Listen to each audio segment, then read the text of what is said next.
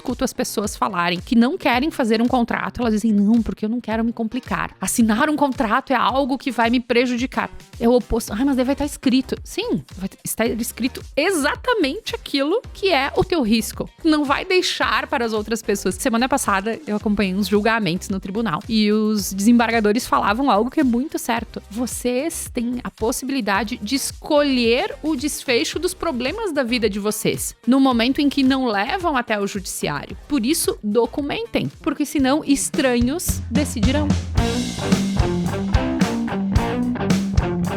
Este é o Afiance Talks, seu podcast de negócios internacionais. Sou Radamés Parmegiani e entrevisto nomes de peso com trajetórias impactantes no mercado internacional. No episódio de hoje, contamos com a presença de Fernanda Pimentel, uma aluna sonhadora que não deixou as barreiras sociais pararem o seu sonho. Com uma carreira brilhante como advogada, professora e coordenadora acadêmica dos cursos de graduação e pós-graduação de Direito de Comércio Exterior do Grupo UniFTech. Fernanda é delegada da Escola Superior de Advocacia OAB-RS, membro da Comissão de Direito Digital da ABA-RS, da Comissão Especial de Responsabilidade Civil da OAB-RS e da Frente Parlamentar de Inovação, Startups e Proteção de Dados de Caxias do Sul. Além de um currículo impecável, nos informa como um contrato é fundamental para preservar seus direitos e os do seu cliente.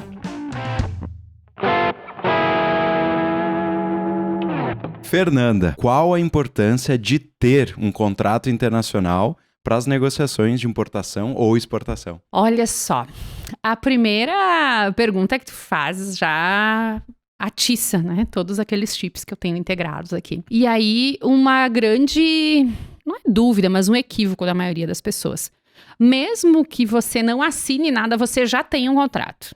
Então, estou fazendo uma exportação ou uma importação, estou contratando e é um contrato internacional. A diferença está no que a gente escolhe. Quando, Rada, tu decides fazer uma negociação e estabelece, né, documenta ali, escreve, você reserva algumas espécies de proteções. É como se a gente soubesse, né? Pega ali o celular, tem a previsão do tempo, sabe que vai chover.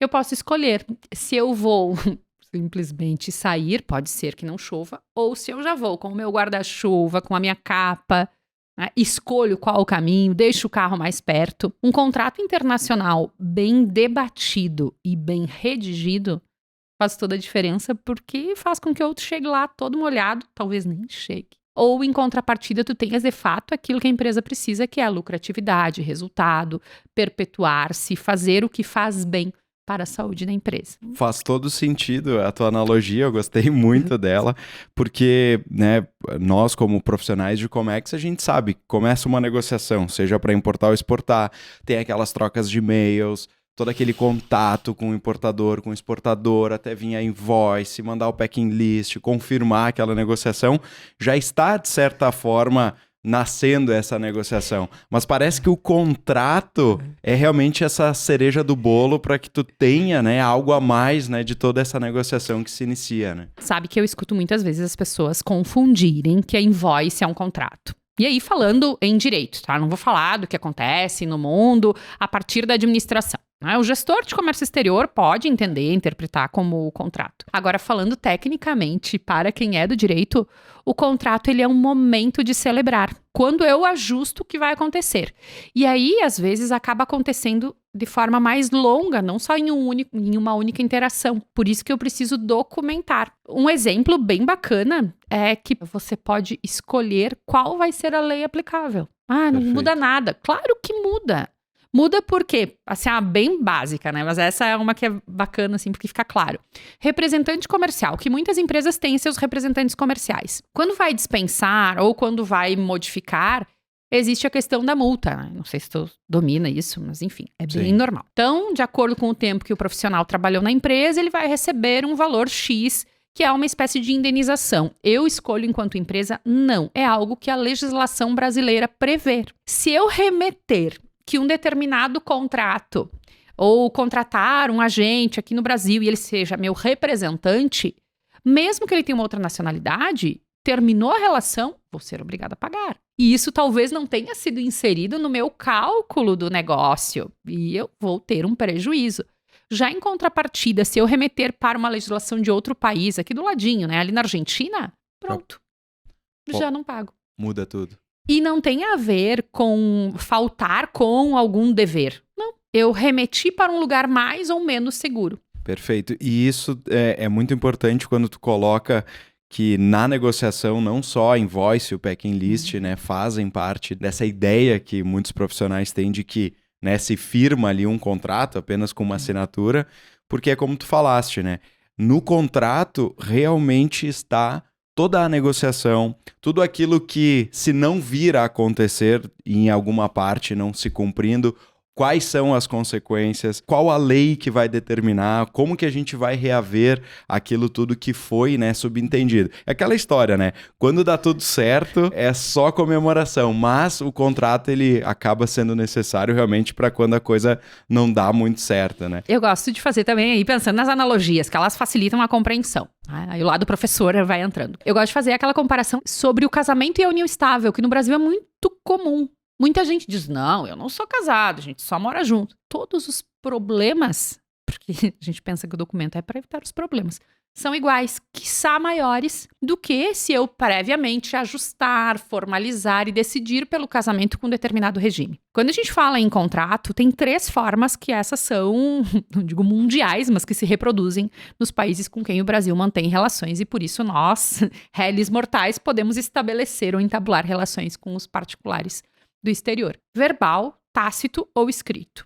O verbal, hoje em dia já é mais difícil, mas liga, manda uma mensagem de voz. Estabeleci, entabulei uma venda internacional. Perfeito. Escrito, ele precisa ter um formato daí padronizado, ele tem um corpo. Mas vejam que a nossa legislação, ela não coloca um único, como se fosse uma caixa para preencher, diferente se a gente comprar um imóvel, que aí tem lá, né? Um checklist exato. Ou o tácito. Alguém enviou, olha, todo mês vou fazer uma compra recorrente. Você envia? Não falo nada, mas todos os meses remeti. Fiz a negociação. Vê que é muito fácil a gente estabelecer uma relação que gera muitos deveres. Só que quando eu não utilizo dessa prerrogativa de especificar, sempre acaba indo para a vala comum. A vala mais difícil e a mais cara. Mas eu, como não sou profissional do direito, escutando a tua fala, me parece que tanto o tácito quanto o falado, ele é dúbio. Ele dá, né, aquela sensação de ser questionável, porque aquilo que tu falou e aquilo que o outro escutou pode ser 2 coisas diferentes. Assim como aquilo que está acontecendo pode... né? Enfim, o escrito me parece que é realmente aquilo que todos deveriam fazer, né?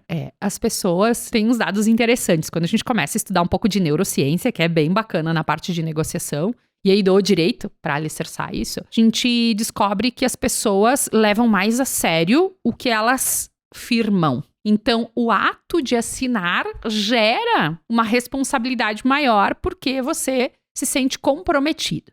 E aí tem algumas pessoas que inclusive falam da questão de não só receber por e-mail, mas imprimir e assinar, tá? Aí não vou falar da legalidade, porque hoje em dia nem precisa mais ser impresso e assinado. Pode ser assinado digitalmente. Então, esse é um ponto. Agora, o outro que é muito louco é que quando eu escuto as pessoas falarem que não querem fazer um contrato, elas dizem, não, porque eu não quero me complicar, né? Assinar um contrato é algo que vai me prejudicar. É o oposto. É o oposto. Ai, mas daí vai estar escrito. Sim, vai estar escrito exatamente aquilo que é o teu risco. Não vai deixar para as outras pessoas. E até semana passada eu acompanhei uns julgamentos no tribunal. E os desembargadores falavam algo que é muito certo.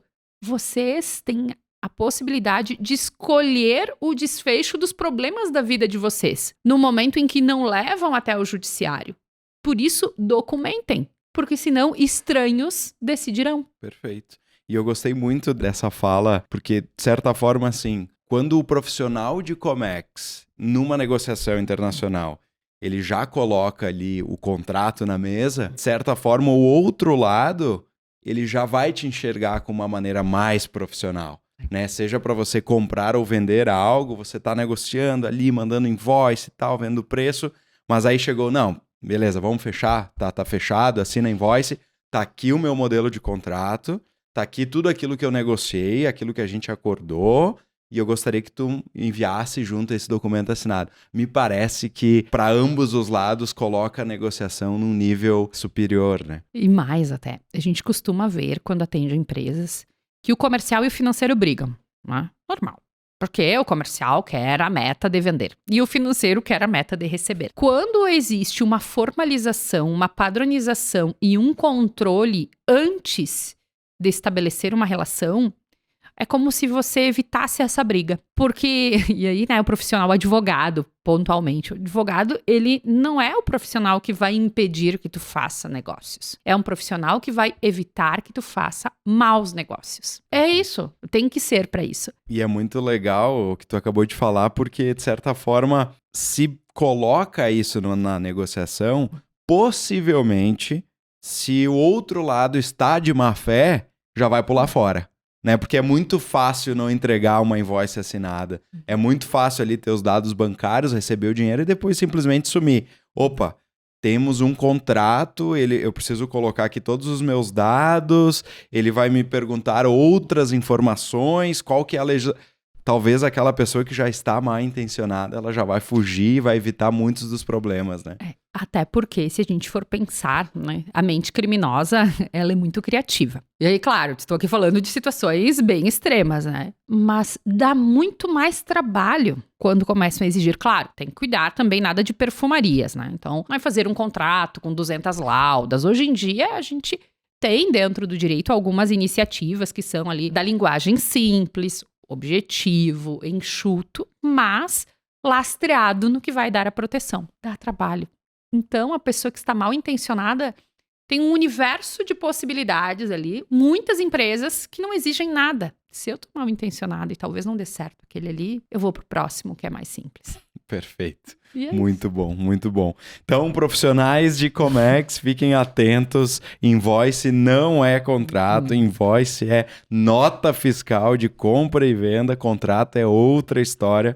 Fiquem super atentos. E aí, leva para a minha próxima pergunta, que é, né, aonde que o profissional de Comex pode buscar esse conhecimento ou vice-versa, né? Aonde que talvez o profissional de direito pode buscar, é na prática, é cursos, o que tu indica para eles? Primeiro lugar, como eu sou coordenadora de um curso de comércio exterior em Caxias, recomendo, obviamente, né, que façam o nosso curso. Brincadeiras à parte, mas também é importante que, para atuar com o direito hoje, até fazendo meio que ao contrário do ponto de vista inicial da pergunta, o profissional do direito hoje ele precisa ter conhecimento em outras áreas. Então, como o comércio exterior, quem é gestor de comércio exterior, quem atua no comércio exterior, pode interagir. Mesmo graduado, buscar diversas formas de formação, sejam cursos de extensão, in company, pós-graduações, que é o trivial. Mas, além disso, saber fazer as perguntas, para que exista entre as duas áreas o diálogo. O comércio exterior, ele é mais simples nas suas terminologias do direito. É um pouco mais complicado. Ainda mais se pensar em outro idioma e tal.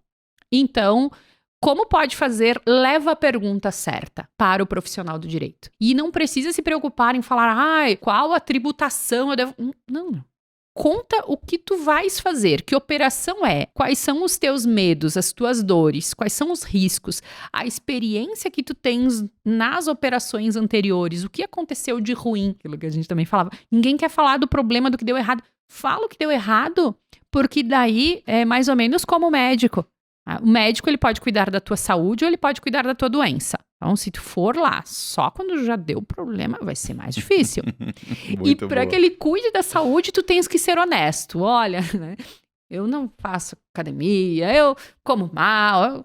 Como é que eu vou ter aí todos os indicadores positivos? Esse exercício é o que de fato pode facilitar. Porque daí o profissional do direito vai fazer a parte dele, que é entregar o conteúdo jurídico para uma empresa de verdade.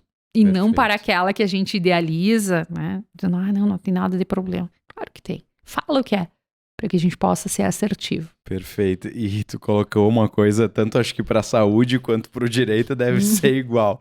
90% dos casos dos clientes que chegam já deve ter dado problema de não ter recebido lá a mercadoria, de não ter, né, comprou uma coisa e recebeu outra. Infelizmente, né, a gente acaba indo atrás desse conhecimento quando o problema acontece, mas eu espero que muitos profissionais escutem o nosso podcast e entendam, né, que vale a pena, né, vale a pena mesmo por tudo aquilo que a gente já citou, se preparar, né, realmente ter um profissional, ter uma assessoria, ter uma consultoria que consiga revisitar esses contratos, né, internacionais para que todos eles sejam bem feitos e se torne uma prática comum. E às vezes a gente pensa assim em empresa pequena, mas a minha empresa é pequena, minha empresa... Mas assim, isso eu já vi de tudo, né? De empresa grande que não tinha e de empresa pequena que tinha muito melhor e tal. Tu pode contar algumas coisas, eu não sei, claro, para a área de direito eu sei que tu tem toda a confidência, né, na tua profissão, mas algumas coisas que talvez tu possa contar para nós de conhecimento comum, né? O que é importante, conhecimento técnico. Poxa, se eu preciso de uma máquina e não vou escolher olhando aqui, essa aqui, né? Por que formalizar os negócios eu escolho aleatoriamente? Quando eu sou uma empresa pequena, eu preciso também ter a noção, já que eu falei antes da questão negativa. Eu já explorei tudo que eu precisava no meu mercado, eu atendo bem o meu cliente, eu olhei o que eu faço de errado para corrigir e agora tenho uma capacidade de ampliar, aí vai para o comércio exterior. Porque querer ser grande não significa que você já está pronto para ser grande. E vale essa mesma forma de pensar para os negócios em si. E isso vem muito do direito. O equilíbrio. Direito não é, eu não vou usar só quando eu quero comprar, agora eu quero construir um parque fabril, por isso preciso, esse negócio é muito grande. É para o dia a dia. Todo tipo de negócio, todo tipo de pessoa. Porque ele vai organizar as atividades. Eu já vi grandes empresas com problemas. Grandes players que já não existem. Ou que são constantemente clientes de recuperações judiciais. Aí no Brasil. Será que era porque eles não tinham advogados? Claro que não, né? Eles têm. Mas a utilização, e também não estou questionando a qualidade dos profissionais que lá estão. E sim, o que o gestor faz com o conhecimento. Sim. Às vezes uma pequena empresa com uma informação mínima que tenha já consegue alavancar. E aí a gente tem que ter cuidado porque, infelizmente, ética e direito parece, para o senso comum, que são antagônicos.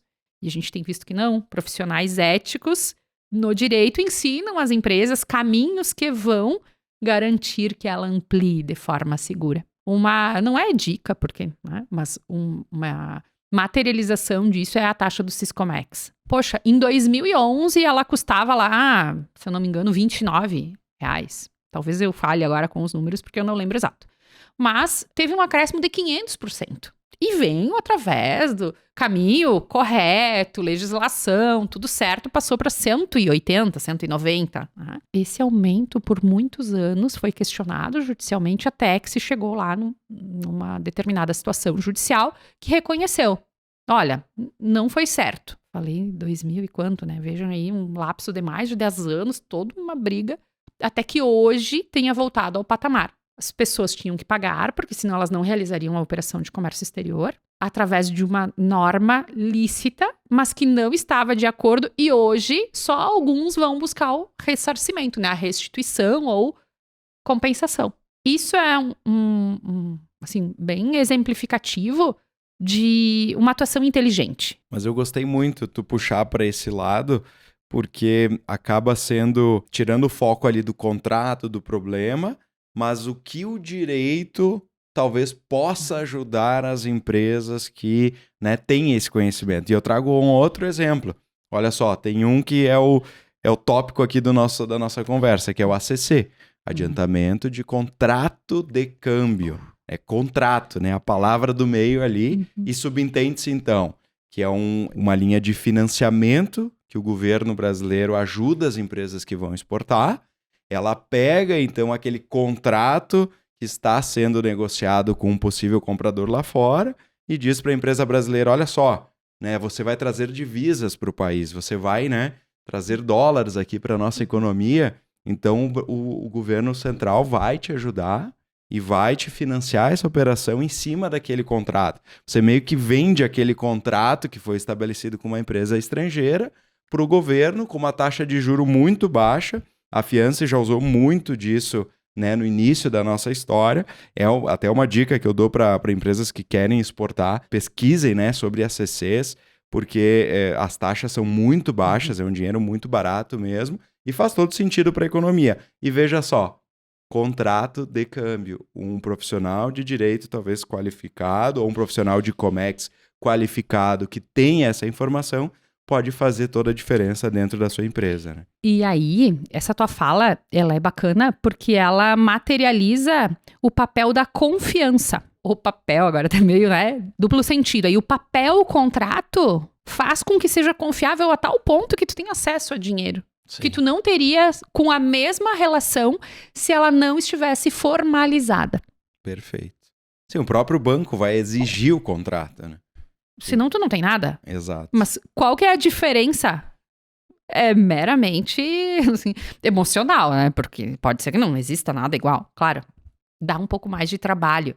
E aí vai para aquilo que nós falávamos antes, né? O banco também parte do pressuposto, o governo parte do pressuposto que se eu estou me empenhando, significa que existe. Eu coloco recursos ali, não só financeiro, energia, padronização. Tenho uma expectativa maior de que aquilo seja algo que se perpetue, não é algo de amador. E aí, penso assim que isso é um diferencial. Não digo que quem não faz contrato por escrito, não é isso, tá, pessoal? Mas ser profissional ou ser amador. E automaticamente o tempo que eu vou permanecer de uma forma mais fácil ou mais difícil no comércio exterior. Tu sabes muito melhor do que eu. Quantos amadores passam? E quanto tempo eu preciso investir para não ser amador, para ser profissional todos os dias? Perfeito, perfeito. E olha só, isso me leva a outro questionamento, porque talvez quem nos escute hoje pense como é difícil de achar o profissional de direito especialista em comércio internacional. Então, muito do que a gente falou agora, com certeza o profissional de Comex conhece esses termos, sabe do que a gente está falando. Mas aí do outro lado, né, que seria então um profissional de direito, aonde que ele poderia buscar, talvez, esse conhecimento e por que é tão difícil de achar uma empresa especialista em direito internacional? Um pouco tem a ver com a localização.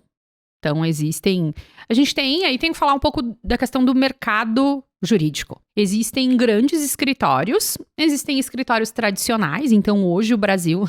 Sabe quantos advogados tem em Caxias ativos? 5.000 ativos. Número alto, né? Para 500 mil habitantes. E, claro, né? Caxias é a segundo maior colégio. Então, do interior é o maior, só perde para Porto Alegre. Mas ainda assim é bem alto. Mas aí o que acontece, né? O perfil, grandes escritórios, a maioria pequenos escritórios e um padrão que hoje tem surgido que é o escritório boutique. Nos grandes escritórios, você encontra, sim, profissionais específicos, só acaba não tendo muito a fidelização de quem vai te atender e ele, às vezes, né, pode ser mais barato, só que daí é advocacia em massa que a gente fala, que é feito por robotização, IA...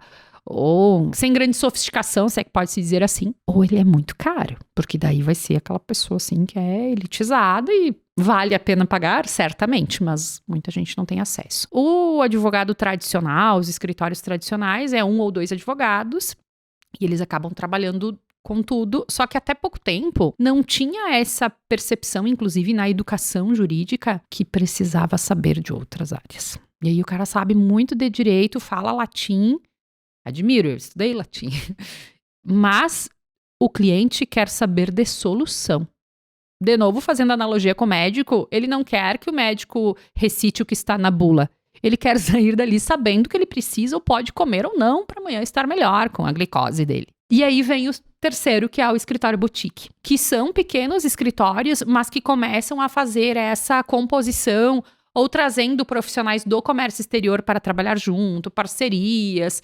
E aí é um serviço prestado de uma forma um pouco diferente, mais próxima do cliente, inclusive, que tem, já na cidade tem vários nesse sentido, que acabam, talvez não seja específico para o comércio exterior, mas que acaba sendo mais aberto para fazer essa busca. Porque o direito é sempre isso, né? Eu nunca vou saber responder o teu problema de cabeça. Se eu sei, eu vou dar uma resposta superficial e talvez até desatualizada. Mas eu sei onde procurar. Perfeito. E talvez, eu não sei, na formação, porque o direito, eu sei que o escritório que me atende hoje, a Fiance, talvez seja esse um dos boutiques aí, porque é caro pra caramba, mas eles atendem tudo, né? Eles têm lá profissionais de várias áreas de atuação, e eu fico pensando mesmo, dentro da área do direito, é uma infinidade de possibilidades, né? Tu pode ir pro criminal, tu pode ir pro penal, tu pode ir pro civil, tu pode ir pra, sei lá, quantas áreas eu imagino que tenha dentro do direito, e aí ter mais o direito internacional, que aí talvez seja uma das áreas que, vamos lá, aí tem que estudar escola de direito, que eu sei que a americana é diferente da escola brasileira, então talvez, né, justifique, né, essa dificuldade, teria que ter 10 anos de curso de direito para formar esse profissional, né? Até vai um pouco além. O direito internacional, ele é mais ou menos como quando tu vai fechar um negócio com um cliente. Mesmo que tu tenhas o mesmo cliente por 10 anos, não vai ser automático. Sempre vai ter que fazer algum movimento diferente, novo, de tempos em tempos, revisitar. O direito internacional, todo direito é assim, mas o internacional é ainda maior. Tirou um elemento, o local de entrega, né? O tipo de transporte, se é importação por conta, se é antecipado, se é remessa. Tudo isso não modifica só a negociação, modifica as regras jurídicas. Modifica o endereço de onde estará o juiz que pode resolver se der problema. Modifica se é dentro do Código Civil brasileiro ou dentro do Código Civil europeu. Europeu não, que não tem, né? A Comunidade Europeia não tem Código Civil, embora tenha tribunal. Mas Código Civil francês. É então, muito complexo. Exige muito, e aí idiomas muito parecidos com o comércio exterior, mas mais do que isso, conhecer a legislação. E é um pensamento totalmente diferente cada país. Bom, e a pergunta que não quer calar, né? Já que a gente falou em toda essa dificuldade toda, e a gente já aprendeu como se precaver, como realmente ir atrás do conhecimento, fazer um contrato, né? Mitigar todos esses possíveis problemas. Mas, Fernanda, e se der problema? E se a coisa realmente não tiver solução, mas, né, por sorte eu ainda consegui ter um contrato assinado? Como que a gente começa a resolver esse problema? Essa tua pergunta, de certa forma, faz com que eu consiga te dizer por que muita gente não atua no direito internacional. Porque quando a gente começa a olhar para o direito internacional, a gente pensa, vou ganhar muito dinheiro, né? Porque vão ter vários processos. E aí... Vou cobrar em dólar. Vou ganhar em euro. Só que aí, quando começam a vir os primeiros negócios para resolver no judiciário, é muito caro. E não é o advogado o problema. O problema faz aí a comparação com o teu containerzinho que sai aqui de Caxias e chega no cliente e diz um país qualquer aí. Vamos lá para Espanha, que depois quero falar de Espanha. Então, né, que vai ali para Sevilha, né? Sai de Caxias e chega ali em Sevilha. Nacionalidade de quantas pessoas coloca a mão nesse container? Vixe, pode ser que tenha entrado em DTA por Portugal, pode ser várias possibilidades. Por Holanda... Aí desceu lá, passou pela França. E aí, onde deu esse problema? Né? Não deu certo porque eu não recebi do cliente espanhol. Onde eu firmei esse contrato? Onde eu tinha que cumprir a obrigação principal? Eu tinha que entregar ali em Portugal. Eu tinha que entregar no Porto, depois era por conta dele. Sim, a importância do Incoterm aí remeti também para o Poder Judiciário português com um brasileiro e um espanhol. No mínimo, 2 nacionalidades envolvidas, no mínimo 2 advogados de nacionalidades diferentes envolvidas. Ou eu vou até ali em Portugal processar, ou eu inicio pelo Brasil, remeto para Portugal. Caro pra caramba, gente. Então, por que eu falo isso, Rada? Primeira coisa, a prevenção ela é sempre importante, mas quando a gente fala em comércio exterior, ela pode significar a sobrevivência de uma empresa. Perfeito. E aí conhecer isso tudo. Né? Um dado que talvez vocês não saibam, sabe quanto custa para processar um processo? Assim? Eu vou entrar com um processo de R$10 mil aqui no Brasil. Aqui no Brasil, nem ideia. 2,5% é o valor de custas no estado do Rio Grande do Sul. Cada estado muda, tá? Falando de uma cobrança normal. Então, 2,5, 10 mil, até que não é tanto, né? Sim, mas eu tenho um cliente meu que tá trazendo uma máquina de 10 milhões. Ele limita ali, chega em 70 mil para. Né? Ufa. Só que isso é aqui no Brasil. Fora não. Sim, Com certeza é muito mais. Provavelmente deve ter o custo aqui, mais o custo lá e assim vai. Então, Tradução juramentada e toda aquela história. E aí, assim, trazer o processo para cá, a possibilidade de processar aqui, já facilita muito. Então, deu problema, mas eu não andava sozinha, eu estava acompanhada, eu estava de guarda-chuva na chuva, pode ser que o início já seja menor. Aí a pressão, porque o estrangeiro vai ter que vir até aqui, daí é o inverso, né? Quem gasta bastante é ele para vir. Aí já é um diferencial. Bom, não tinha nada disso. Avalia se não vai ser um prejuízo maior tentar cobrar. E essa dica vale também para as relações que a gente estabelece aqui. Tem que pensar o seguinte, as pessoas têm que entender que quando elas vão para a justiça no Brasil, o poder judiciário, elas não vão encontrar o acesso simplesmente à justiça, mas ao exercício de um direito. O que isso quer dizer? Não significa se para mim é certo ou não, simplesmente. Claro, né? Tem regras morais, teoricamente a lei tem que ser justa. Mas o que um juiz vai fazer é aplicar o que diz a legislação. Parece meio óbvio, mas a maioria das pessoas vai buscar justiça. Não é justo que eu tenha mandado para ele antecipado e ele não pagou. Sim, mas o que diz a legislação? A legislação diz que as regras de uma compra e venda são entabuladas através de um contrato. Bom, e o teu contrato diz o quê? Não diz nada. Perfeito. Não é justo, mas aqui não é o lugar, você vai chorar em outro lugar, você... Mas vale para tudo. As relações internas que a gente estabelece assim. Então, por isso que tem que ter o que eu falava antes da questão de não ser amador. Porque não adianta, eu tô sofrendo, penalizado. Sim, e daqui a pouco, no nosso caso aqui, a legislação, sei lá, do país em questão é o inverso da nossa, sei lá. O exemplo de antes do representante comercial. Não é justo que eu trabalhei para ele aqui no Brasil e eu não vou ganhar a multa. Procurou que era o teu direito? Não, então agora... Sim, provavelmente em outro país é outra regra. Eu tenho bons exemplos assim, porque a Fiance, além de ter empresa no Brasil, nós temos empresa na China.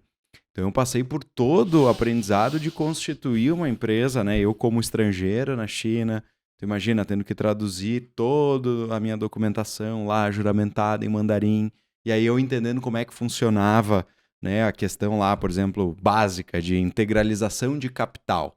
Lá na China é outra regra que rege isso, é outra legislação. Responsabilidades, as tuas responsabilidades lá. Exato, seja trabalhistas, civis, enfim. Então, acho que está muito claro, assim, eu te escutando, acho que até, né, na minha cabeça também ficou muito clara essa questão aí da diferença do que a gente acha, né, de justiça, de certo e errado, para aquilo que é a legislação. E aí bota a pitadinha do internacional daquilo que a legislação do país em questão diz.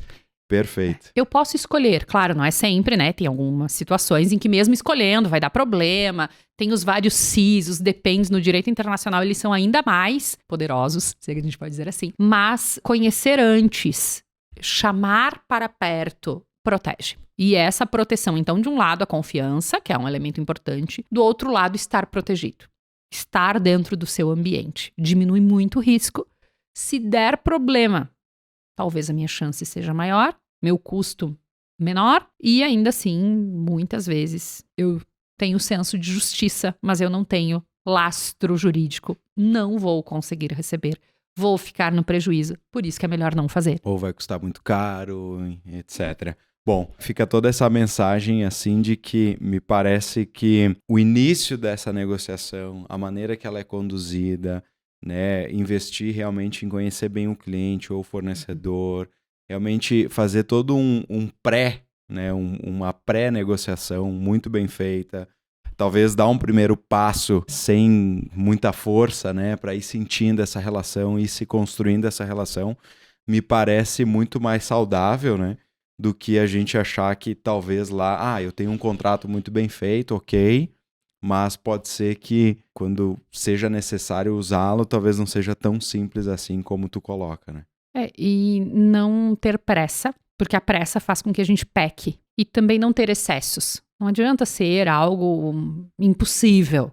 Eu preciso fazer algo padronizado, porque na padronização diminui muito o risco, mas também, assim, ter aquele olhar de aplicabilidade. Por isso que tu falavas antes do profissional do direito conseguir dialogar com o comércio exterior. Não adianta ter 1000 coisas, mas isso não é o que está dentro daquela operação específica. Então, esse olhar apurado de o que cabe naquele momento, naquela negociação, relacionando com o direito. Não, e perfeito. Faz todo sentido os profissionais se unirem, né? O profissional de Comex ali trazer toda a bagagem dele, o profissional de direito, e aí talvez construírem juntos. Hoje, né, pela internet a gente consegue ter muito conhecimento, buscar muita coisa. Nós mesmos da Afiance, a gente, né, tem vários modelos de contratos, de muitas negociações que a gente fez aí em mais de 10 anos de história. Então a gente já tem também muito know-how até para ajudar ouvintes e os nossos clientes, né? Então, vou botar agora ponto, parágrafo novo, porque eu quero saber como que a Fernanda foi parar nesse mundo do direito. O que aconteceu na Fernanda lá depois do 2º grau, né? A Fernanda caiu de paraquedas, conta pra nós. Um pouco da minha história demonstra também o porquê de pensar dessa forma, meio fora da caixa, se comparado com um profissional do direito mais tradicional, mais conservador. Eu sempre quis fazer direito. Meu pai é advogado, hoje aposentado, totalmente diferente de mim, perfis totalmente diferentes, mas eu cresci vendo esse meio de advogar, de litigar, das pessoas com esse senso de justiça que não levava a lugar nenhum. Então, isso foi o que me acabou despertando e aí não tive nenhuma dúvida em relação a seguir, né? Tanto que o vestibular que eu fiz foi só para direito, na época que era difícil fazer vestibular, que tinha que viajar e tudo mais. E aí foi isso.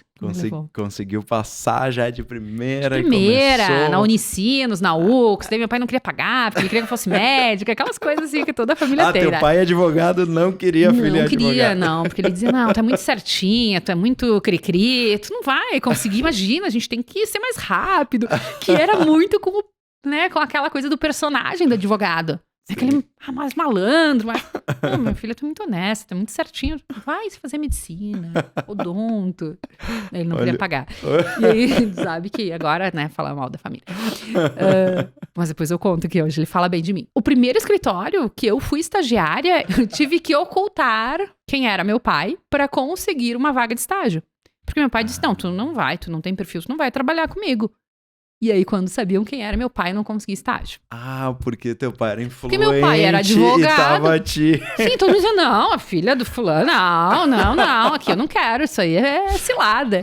Olha só. Daí eu modifiquei lá meu currículo, né? Pra conseguir. Daí esse colega dele de faculdade me contratou, depois que já tava estágio assinado, ele descobriu, eu achei que você tinha entendido. Agora já tá assinado aqui. Sim. E me conta como que tu foi parar na Espanha, isso que eu quero saber. Pois é, daí então, né, pessoa sempre muito determinada, sempre quis fazer direito, os estágios assim. E eu tinha algumas metas. Uma delas, fazer direito.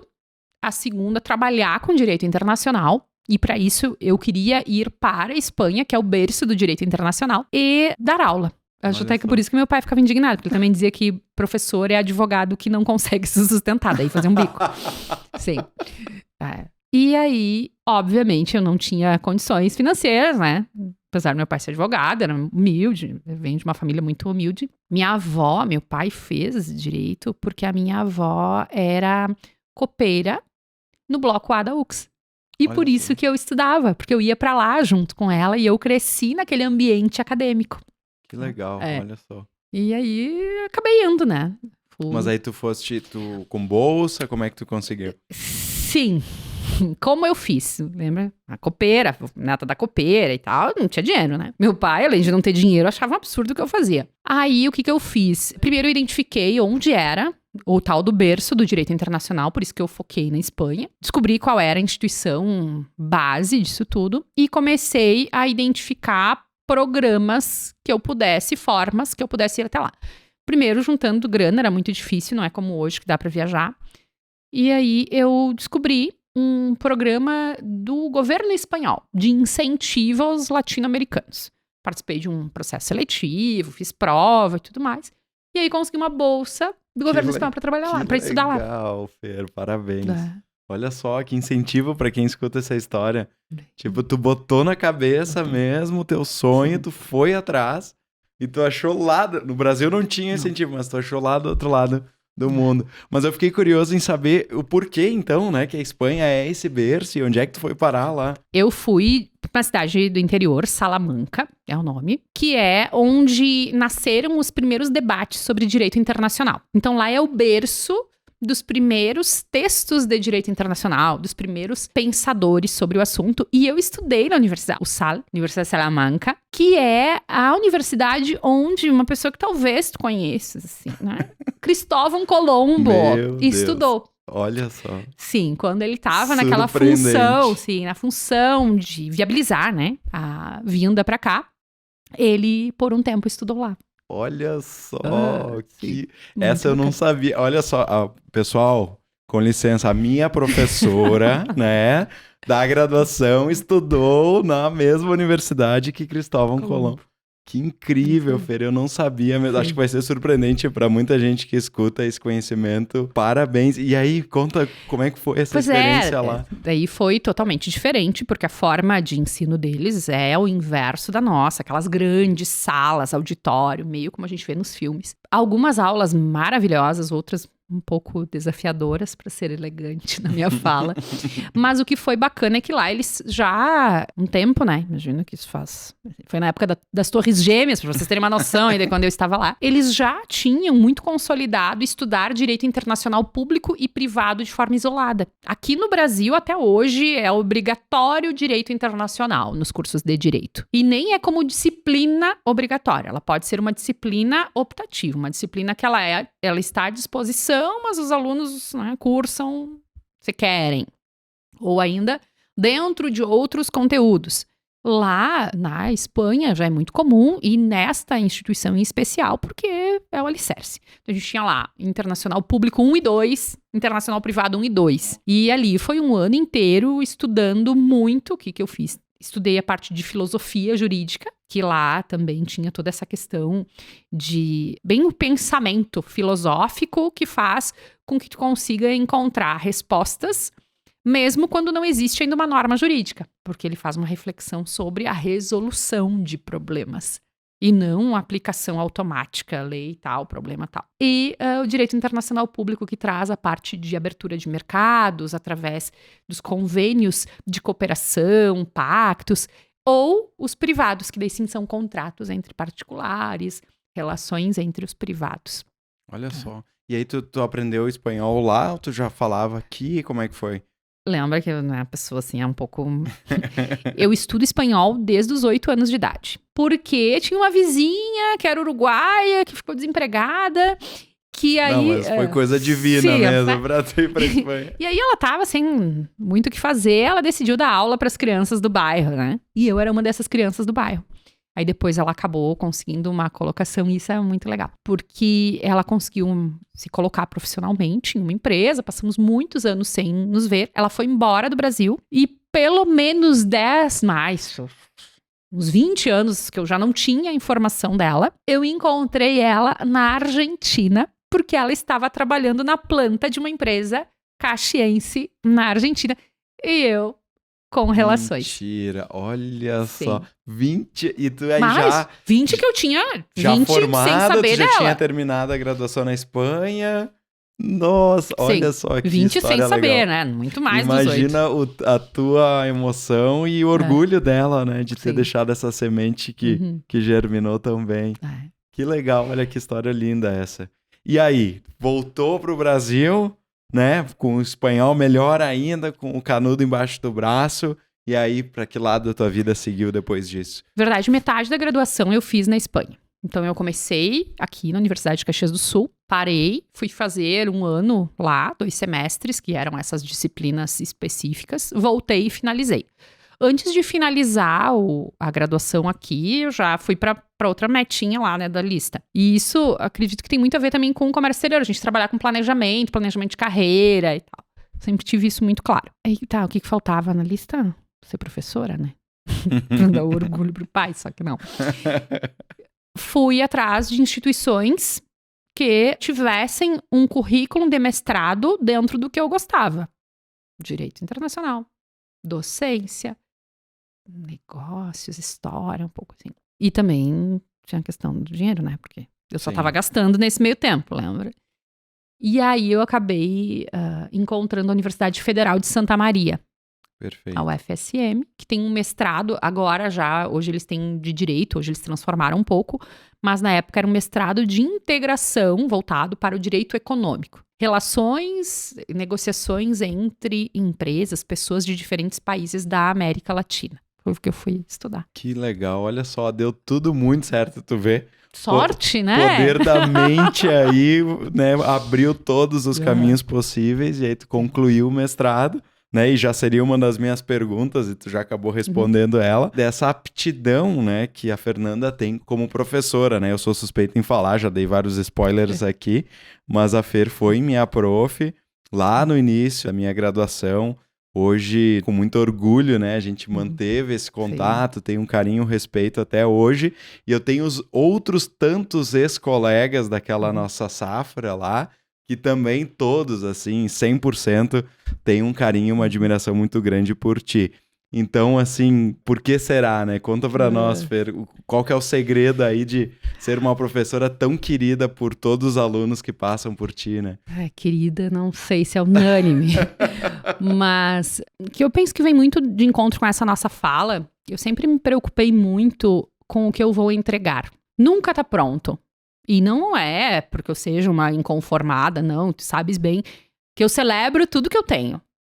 Me divirto, aproveito, campeonato de bolinha de gude, eu vou estar lá feliz, mas me empenho para fazer tecnicamente o melhor, sem esquecer que o destinatário é uma pessoa. Então, para mim, esse é o ponto que acaba sendo também um desafio no direito.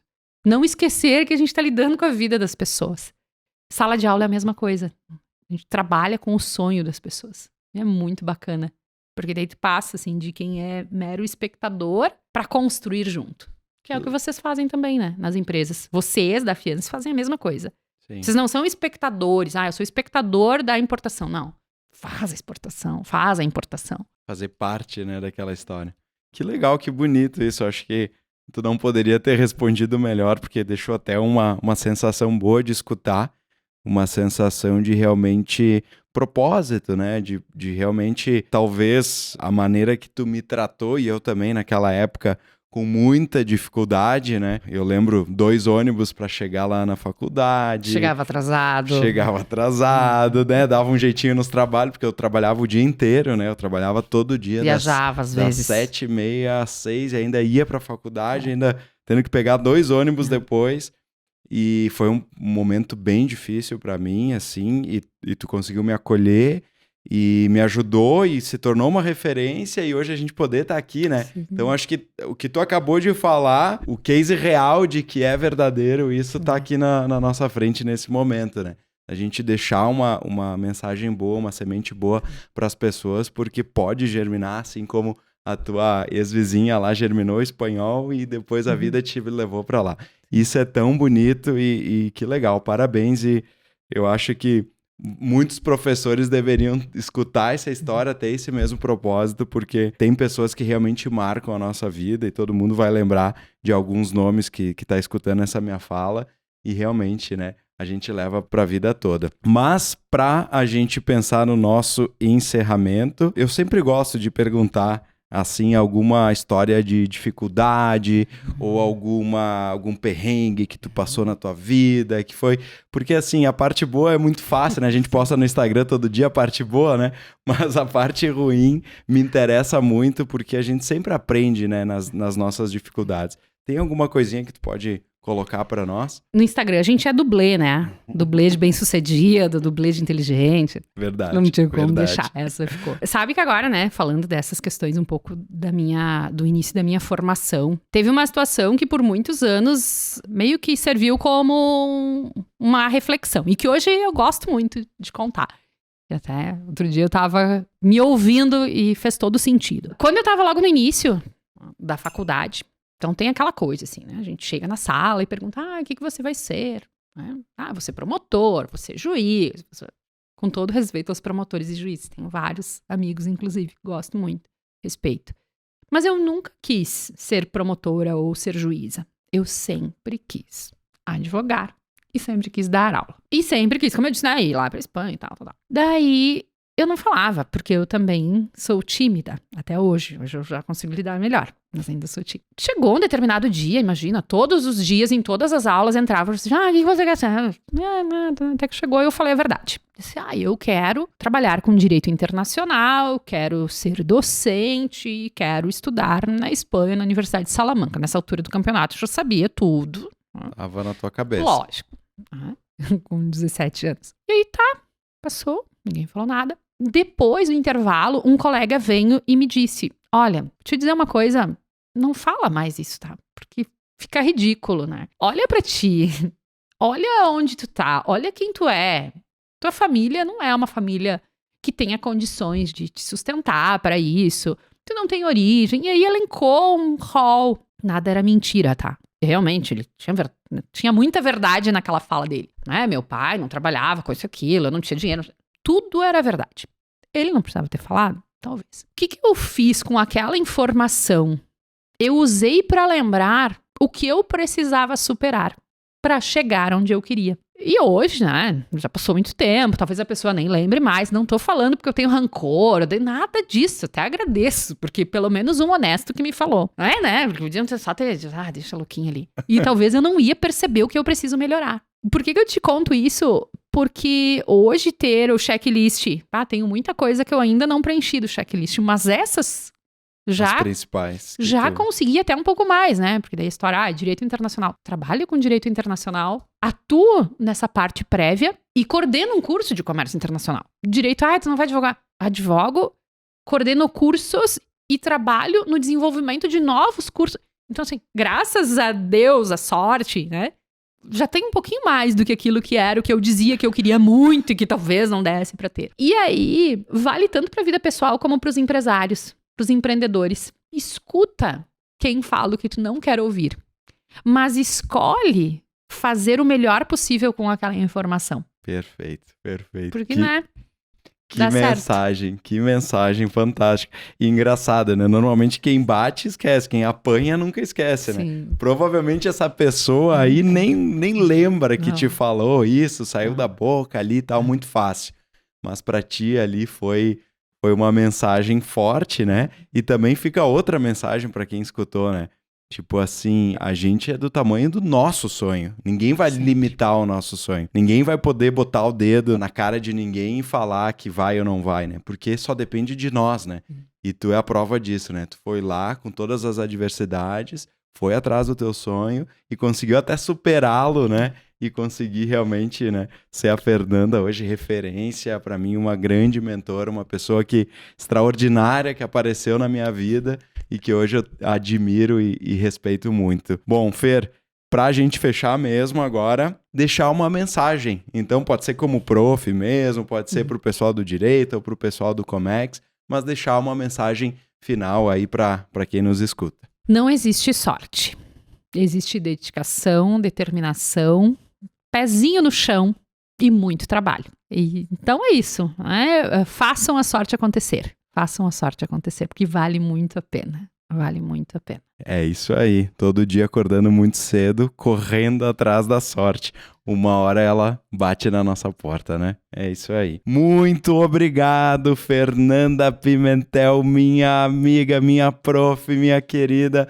Obrigado de coração. Foi fantástico o nosso bate-papo. Tenho certeza que todo mundo gostou muito, aprendeu muito e eu, principalmente, descobri coisas que eu não sabia tuas, que agora, obviamente, né, encheu o potinho, já tá até transbordando aí de tanta admiração que eu tenho por ti. Muito obrigado. Eu que agradeço, eu fico muito feliz. Como sempre, tenho que registrar a minha alegria e minha admiração pelo profissional que tu te formaste a cada dia e por todo esse legado, pela transformação na vida de tantas pessoas, pela mutação positiva que tu faz por onde tu passa. Tenho muito orgulho e é muito bom estar perto. Quero estar sempre perto, vendo o teu sonho. Já posso abraçar ela agora?